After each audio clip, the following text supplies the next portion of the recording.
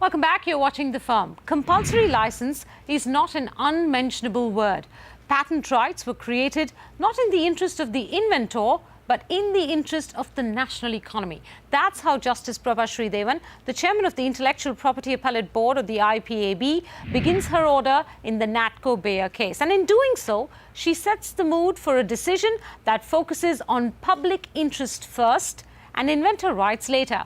The IPAB's decision to uphold the compulsory license granted to Natco for producing Bayer's cancer drug Nexaware is the stuff that big pharma wars are made of. But this outcome will also set precedent for all other IP-driven industries. And so, to better understand the key aspects of this order, I have with me two of India's best IP lawyers, Himanshu Khane and Pratibha Singh. And joining us from Chicago is Chicago Law School professor Jonathan Masur. To all three of you, a very warm welcome. I'm going to start first with you, Mr. Khane, and I'm going to start with the issue that's at the very heart of this case, that is, what is affordable pricing? One of the key grounds on which the IPAB upheld the compulsory license was that Nexaware was not available to the public at a reasonably affordable price. Justice Sridevan said reasonably affordable price necessarily has to be fixed from the viewpoint of the public, and evidence relating to the cost are not relevant. The entire concept of cost-based pricing, so to speak, if I may say so, Mr. Khane, has been thrown out. What do you make of this aspect of the decision? Well, I feel in the first place, right from the opening of the relevant chapter, there are certain principles which must be taken into consideration, and those principles are really balancing both the rights of the patent holder and also at the same time the rights and interests of the public. That balancing act is very important. In that context, though the order talks about reasonable, affordable price, I think it does not take into consideration the cost input in developing a particular invention. That's an almost impossible thing to do, right? Pratibha Singh, come in here and talk to me about how you think this decision has looked at reasonable or affordable price.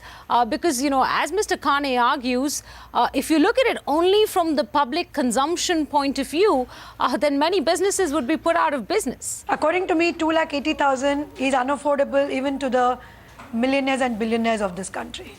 2,80,000 per month is completely unaffordable to anyone, even to professionals or business people. So it was 2,80,000 versus 10,000. It's a non-starting argument, because any judge sitting there is wondering what will happen to the patient. 10,000 rupees itself is unaffordable according to me. So how is 2,80,000 affordable? Professor Masur, come in here. This has been at the heart of this debate for the last several years now. It's an unfair comparison because 10,000 is the price charged by a company that has copied the drug. 2,80,000 rupees in Indian currency is the price charged by the inventor. I'm not justifying the inventor's price, but I'm just wondering what this order leaves us with in being able to determine how businesses can do business, or whether they must do business only in public interest. Well, I think that you're quite right that the order makes it clear that the court is not really interested in trying to strike much of a balance. It's much more interested in what would be affordable to the people of India than it is to what price the manufacturer, the patent holder, thinks is appropriate. I think it's important to note, though, that there are two sort of facts in the background that the court doesn't really talk about, but which I think are very, very crucial here. The first is this assumption, which I think a lot of courts and countries have, that all of the costs of inventing and researching and developing the drug are borne by American consumers, and that in fact the company is actually making plenty of money selling the drug for a higher price to Americans and to Europeans, and that therefore they don't need to sell it for such a high price in India. So that gets to your point about how to apportion the costs across countries. And the second point is that the American drug company, Bayer, is not just worried about what the price will be when it's sold to Indians. They're worried about people in India taking the drug and turning around and selling it back at a lower price to the United States. They're concerned about reimportation. And the lower the price is in India, the more likely that reimportation is to occur. So I think that there are sort of good arguments from an economics perspective on both sides, but the court didn't really discuss them in any great depth. Pratibha, you wanted to add to that, because I would also say, if I was to stand in your corner, that irrespective of what we may think of pricing, the compulsory licensing aspect of the law is very, very clear, and it says affordable price from the point of view of the public. Jonathan has raised two concerns, Menka, according to me. Re-importation from India, that can be stopped very easily.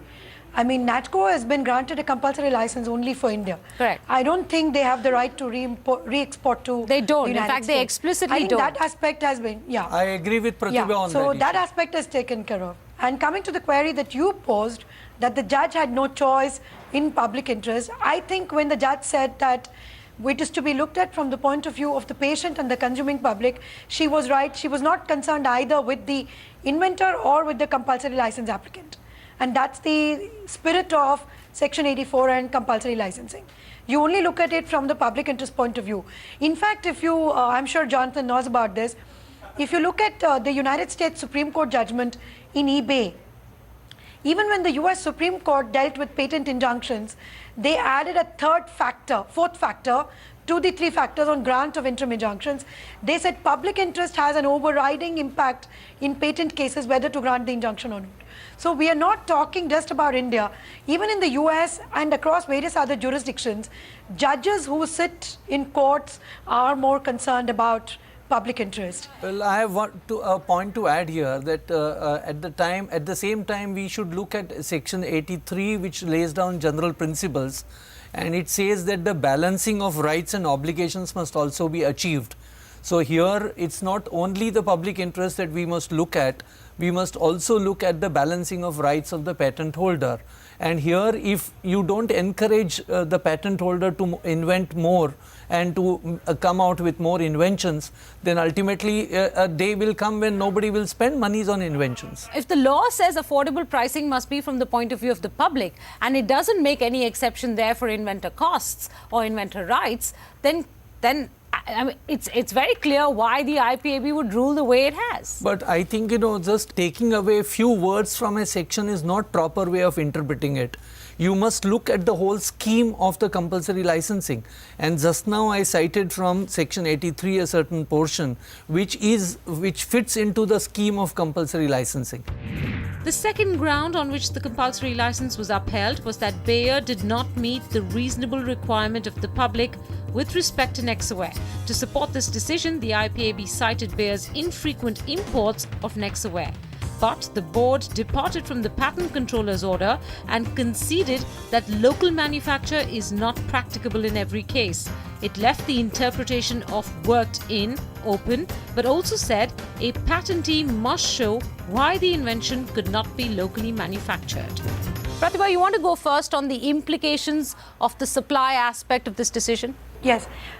See, first of all, I agree with Himanshu that patents are granted to encourage innovation. Having said that, there have to be different models followed for different societies. There's one inventor company which I'm aware of, which has issued multiple licenses in India and is in effect collecting more royalty on its own without a compulsory licensing regime. So, when you start licensing your technology and your patents to multiple people, you increase the market base, you increase the reach of the drug, and then you increase the profits that you make by selling the drug and making it available to the public. Having said that, the IPAB has taken a very, very pragmatic view on imports. If you read the Comptroller General's order, it actually said in so many words that if the product is not manufactured in India, it does not amount to working. Whereas Justice Sridevan, in fact, has with her wisdom said, in a given case, even import could be working, it could be manufactured in India, which is working. However, while you import, you have to meet the demand. There could be a company who's manufacturing in India such little quantities that you're not meeting the demand.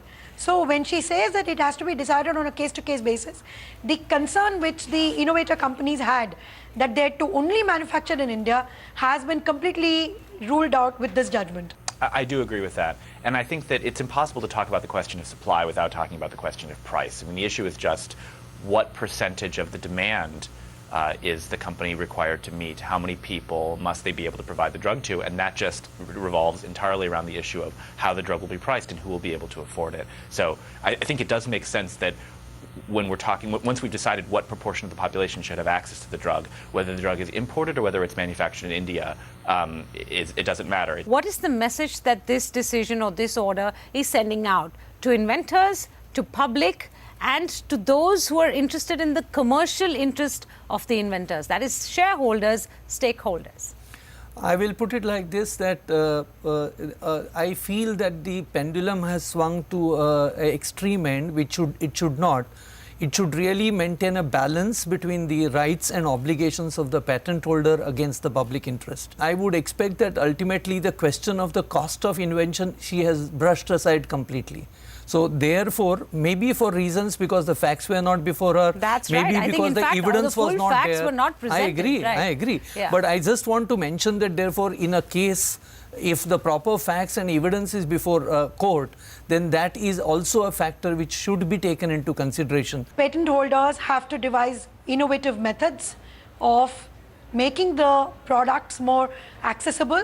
They should look at cheaper models of manufacture in India, cheaper licensing, and increase in the distribution pipelines by, allowing more and more companies, maybe in India, under a license to manufacture this. This is a momentous decision, a very important decision that goes further than just about any decision that's preceded it.